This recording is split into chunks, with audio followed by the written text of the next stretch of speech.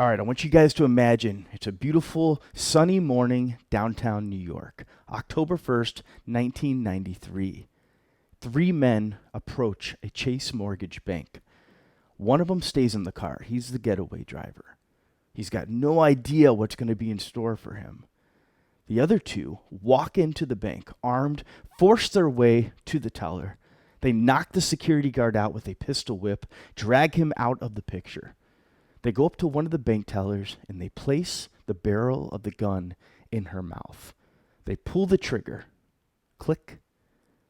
No shot was fired. He says the next one is going to have a bullet. Open up the register, put all the money into this bag.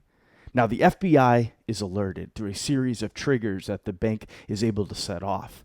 And within that FBI unit is a man by the name of Chris Voss. He's an FBI negotiator, but this is his first job. This is his first time where he's got a hostage situation, and he's going to put his skills to the test. So Chris Voss went on to become one of the FBI's best hostage negotiators, and he wrote a book called Never Split the Difference. And I found this book so fascinating because as a paramedic, I find myself maybe not negotiating hostages out of a building, but trying to convince someone why it's important to go to the hospital and be checked out. Or even some hostile situations where I get on scene and the cops aren't there yet and everything starts to escalate and I need ways to de-escalate the situation. You see, Chris says that there is a larger space between no and yes than we imagine. And we have to figure out how to win these people over that we're communicating with, whether that be a hostage negotiator on the phone or me face to face with somebody in the back of a helicopter or an ambulance. So what I want to do is I want to talk about this book and tell you 3 negotiation techniques that I found and how I think I can apply them to my job and my atmosphere. Now, the first one is mirroring. Now, if you read any body language book, you're going to find that if you mirror somebody, you can win their trust.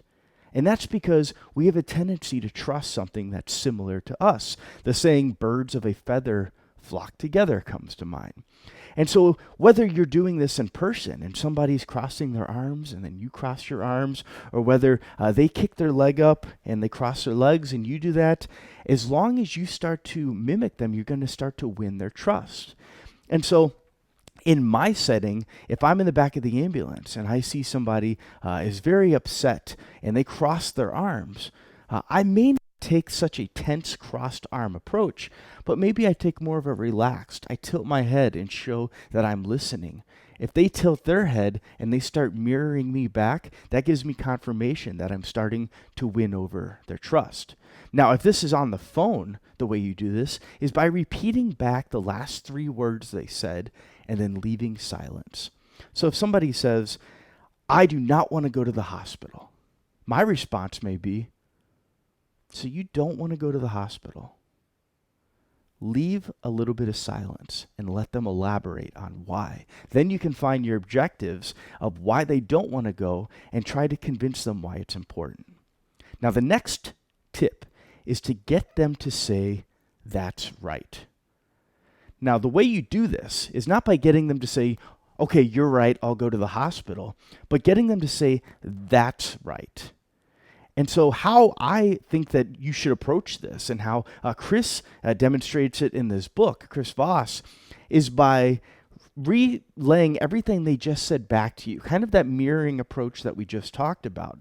So if they say, I do not want to go to the hospital, and you say, so you don't want to go to the hospital, you allow that silence and you let them say, that's right. That's right is a very important move because it starts to take down some of their guards and it lets you understand that they understand where you're coming from. And it lets them understand that you understand where you're coming from and where they are positioned in this. And so just getting them to say, that's right, is such a very important move in order to keep this conversation and this trust building. Now, the next trick is the open-ended question. And Chris Voss calls this the calibrated question. Because in a negotiation situation, you want to try to keep buying time. You want to try to keep your hostages safe. And the way you do this is if they say, I don't want to go to the hospital, instead of just saying, so you're not going to go to the hospital? And they say, nope. You would mirror that back and say, so you don't want to go to the hospital? And they say, that's right. And then you would follow that with an open-ended question, such as, can you tell me why you don't want to go to the hospital? This will allow you to buy more time. It's going to give you more information. You see, if we walk in with an assumption of why they don't want to go to the hospital, it's going to blind us and it's going to start to steer us in one direction or another. But if we view it as a hypothesis, then we can keep updating it. We can use the Bayesian theory of updating our hypothesis, gathering more information, and then that way we can come back with a better response. So in conclusion, the 3 techniques that I think that I'm going to start applying right away is 1, mirroring my patient. I want them to understand that I understand where they're coming from. I want them to say, that's right. Because maybe I'm just misunderstanding them. If I say what I think they're saying back and they say, no, that's not right, then that shows a disconnect in how I interpreted what they said to me.